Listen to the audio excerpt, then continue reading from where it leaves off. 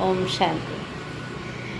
जब मुझे लोग बोलते कि आप बहुत खुश रहते हैं, फिर ये भी कह देते हैं कि आप तो सेटल्ड हैं, सब कुछ ठीक है, इसलिए आपका हमारे साथ तो ऐसी परिस्थिति है वैसी परिस्थिति है। लेकिन मैं कहती हूँ कि परिस्थिति आपके पास आई है तो मेरे पास भी आती है।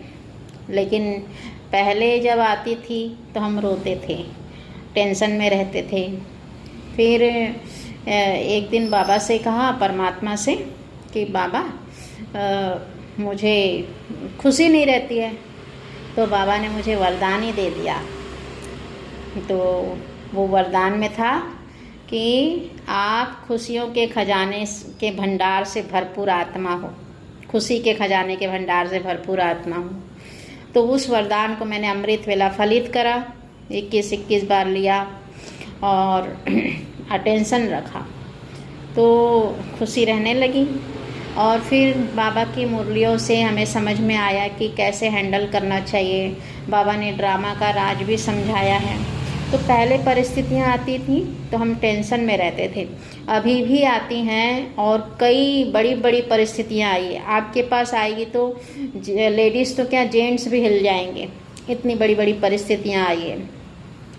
और लेकिन परमात्मा पिता की मदद से हम उन परिस्थितियों को ऐसे पार किए हैं जैसे मक्खन में से बाल निकल जाता है, ऐसे पार किया है परमात्मा की मदद से। ऑफिस में तो लास्ट समय में बहुत बड़ा पेपर आया था ऑफिस का। ऑफिस में तो ऐसे मेरे पास बहुत पेपर पहले भी आते रहे, पूरे जीवन में बहुत बार आया ऑफिस में पेपर।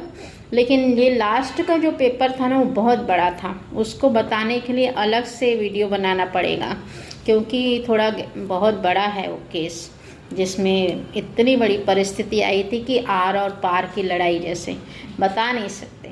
तो मैं ये कहना चाहती हूँ कि परमात्मा ने हमें फिर सिखाया कि आपके पास परिस्थिति आती है तो आप उसको किस रूप में देखते हो। कि मेरे पास पेपर आया तो वो मेरा विघ्न है, तो टेंशन में आते हो क्या, क्या करूं कैसे करूं में जाते हो क्या, या ये सोचते हो कि ये जो परिस्थिति आई है मुझे कुछ सबक सिखाने आई है, मुझे अच्छा बनाने के लिए आई है, मेरे गुण निखारने के लिए आई है, और मुझे इसको कैसे हैंडल करना है। अगर शांत दिमाग रखेंगे तो हैंडल भी हो जाती है परमात्मा की मदद से। तो भगवान जो हमें इतना साथ देता है, तो यही समझ जाना है और खुश रहना है। ओम शांति। तो बाबा का जो वो गीत है ना,